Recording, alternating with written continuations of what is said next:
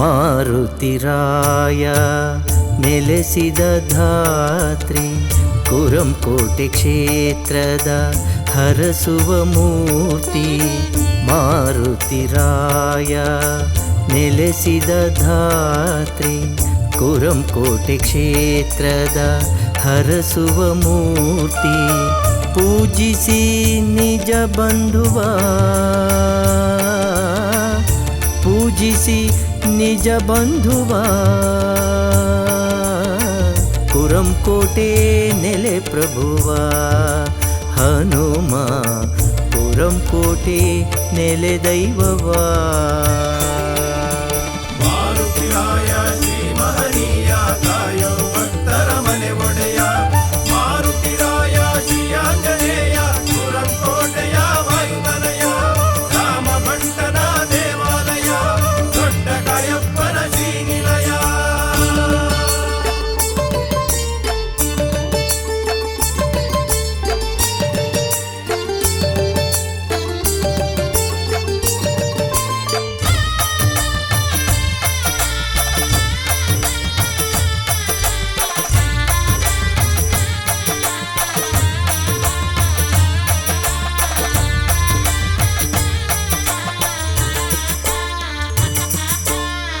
ಸಂಜೀವಿನಿ ಗಿರಿಯನ್ನು ಹನುಮನು ತರುವಾಗ, ದೊಡ್ಡ ಕಾಯ ಹೊತ್ತು ಹನುಮ ಬೆಟ್ಟವ ತರುವಾಗ, ಇಳಿದನು ಈ ನೆಲದೆ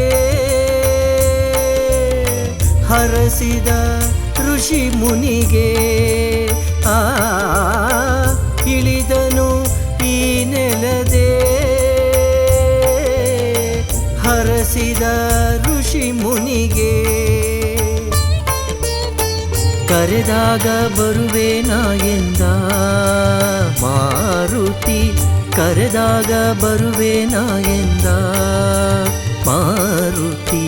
ಮಾರುತಿರಾಯ ಭೂತಪ್ಪನೊಡಗೂಡಿ ಕಾಯುವ ಭಕ್ತರ ನೆಮ್ಮದಿ ನೆಲೆ ನೀಡಿ.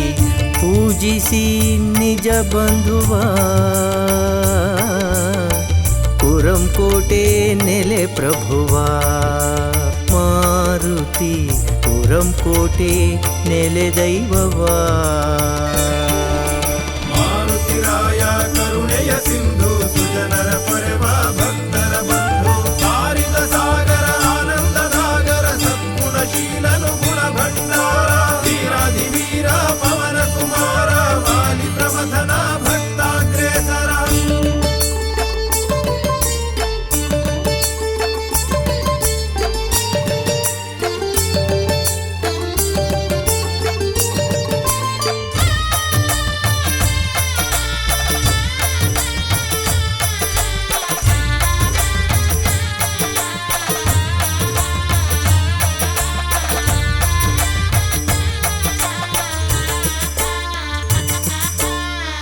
ಆರೋಗ್ಯ ಆನಂದ ಹುಡುಕುತ್ತಲಿರುವಾಗ, ದೊಡ್ಡ ಕಾಯಪ್ಪ ಸ್ವಾಮಿಯ ಚರಣವ ಹಿಡಿದಾಗ, ಅಭಯದ ಫಲ ಸುರಿದ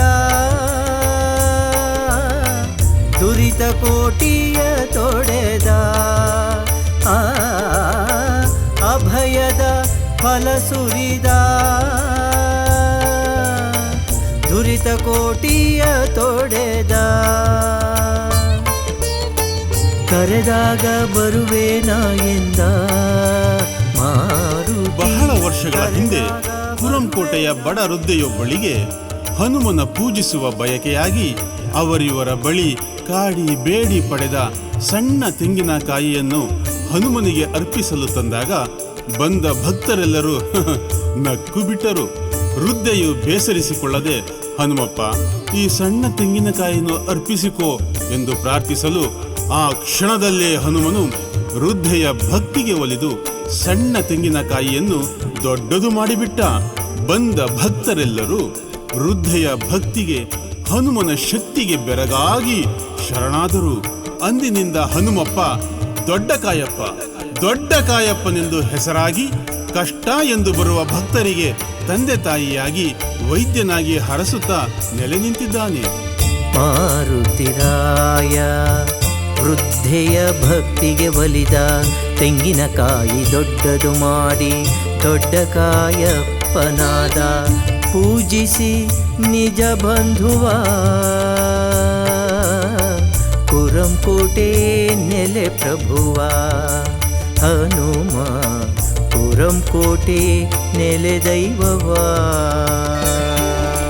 ಮಾರುತಿರಾಯ ಕರುಣೆಯ ಸಾರ ರಾಮನ ಸೇವಕ ಭಕ್ತಿಯ ದಾರ ಹನುಮನೆ ನಿನ್ನ ಧ್ಯಾನವೇ ಚಂದ ಮನಸ್ಸಿನ ಮಹಲಿಗೆ ದಿವ್ಯಾನಂದ ಮಾರುತಿ ನಾಮವೇ ಕರ್ಣಾನಂದ ಹನುಮನ ನಾಮವೇ ಜಗಕಾನಂದ